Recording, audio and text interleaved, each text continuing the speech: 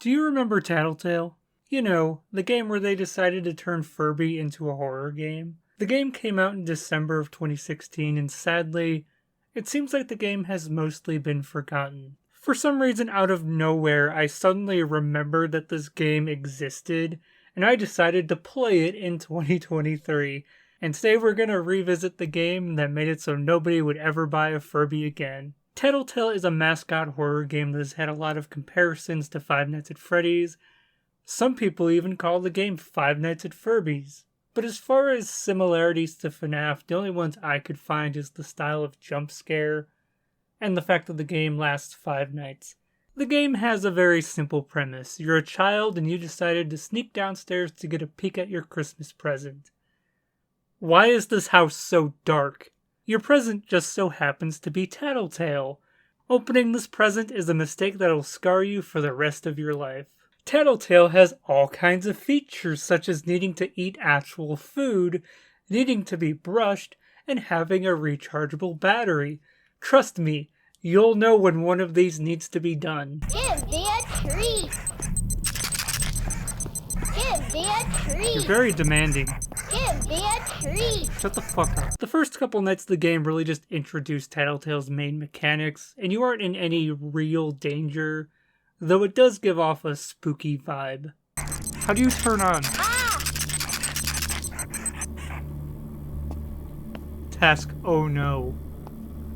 You know it's gonna be a great time when the task is, oh shit. Once Mama is introduced though, things kind of change. The children thought that Mama would never find them as long as she couldn't see them. Turn the page. But Mama could still hear the children.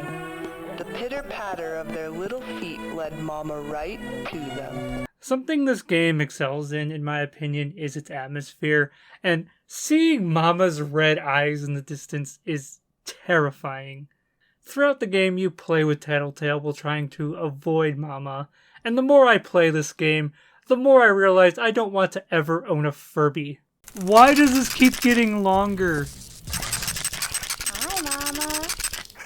In the bedroom. Okay. Bye-bye. Having to manage your food, grooming, battery, and light levels while avoiding Mama is a lot to take in at times, and can lead to some very stressful situations. Hey Mama, I kinda need the batteries.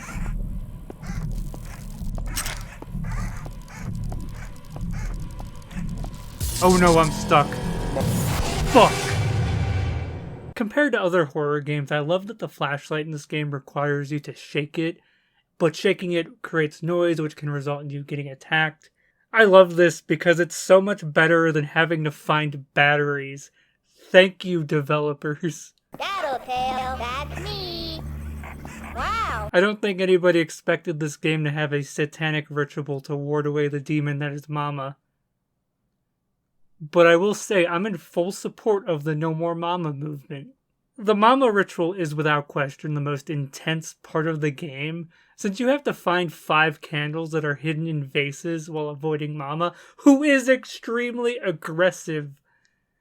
Thank God you don't have to hold Tattletail while doing this, because that would just be a nightmare. After banishing Mama, you go back to bed and try to forget the trauma that happened, but we all know it's gonna follow you for the rest of your life. Fun fact, in the beginning of the game, you're told not to answer the phone. And if you can keep yourself from answering the phone until the end of the Mama ritual, you get this. This is to wish you and your family the best this holiday season and a happy new year. Information call 1-800-21 Happy Holidays. The game has 2 endings, a bad ending if you fail to find all 22 eggs hidden throughout the game, and a good ending if you find all the eggs that rewards you with a golden flashlight. The main part of the game is a short horror game that you can beat within a half hour. There really isn't too much to say about it, but you can probably see this video goes on a bit longer. Let's talk about the DLC. Let me start off by saying, I am not a fan of the DLC. I feel like it tries way too hard to add lore to a game that really doesn't need it. The truth is, we don't need to know why Mama is evil, and this DLC really feels out of place in comparison to the main game. In the DLC, you receive notes that inform you that your memory is being altered, and in order to fix them, you need to go to a place called the Kaleidoscope. The Kaleidoscope is a distorted zone with a blue filter over it, and I can barely see anything. This is so weird.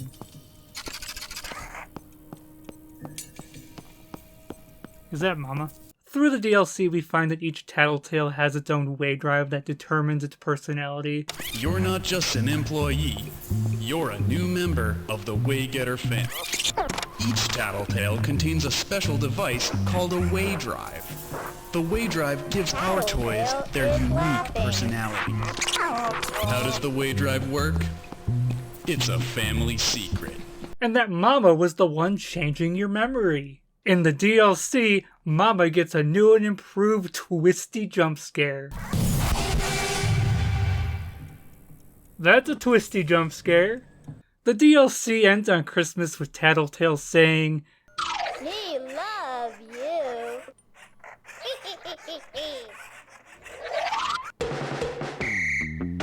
I expected a jump scare. It would have been cheap, but I fully expected a jump scare. The DLC feels very PT inspired, and I found it to be meh. Overall, it just feels so out of place. I feel like it was only added to get theorists to theorize on the lore of the game. And as I said, this game really doesn't need lore. It's fine how it is as a short and sweet horror game. I will say that while the main game does excel in its atmosphere, I do think they could do more with this premise. There's only a few nights where you're in actual danger, and it doesn't do as much as it could with the resource management aspect of the game. It'd be cool to even have a hard mode where the meters go down even faster, but sadly, aside from collecting all of the eggs and getting the true ending of the game, there really isn't much in terms of replay value. While doing 2 seconds of research on this game, I wanted to see if there was any word on a possible sequel. And sadly, I couldn't find anything other than pure speculation. And at this point, I think it's unlikely we'll ever see any kind of official sequel, which is sad because I think the game has a really good premise. Fun fact, there's a wiki for this game. According to the wiki, your character actually dies if you get the bad ending. Fun for the whole family. Why are there wiki pages for the other Tattletail colors? Why is there a wiki page for Mom when the only interaction we have with her is knocking on her door? I love the internet. Tattletail overall works very well as a short and sweet horror game, and I had fun revisiting the game in 2023. And as I said, personally, I would love to see an actual sequel, but considering the game came out in 2016, it seems unlikely at this point, but hey, you never know. Anyway, I hope you enjoyed my video on Tattletail. If you did, be sure to subscribe. I also stream on Twitch every now and then. I even stream this game on Twitch. Thank you so much for watching. I hope you're having a nice day, and I will see you soon.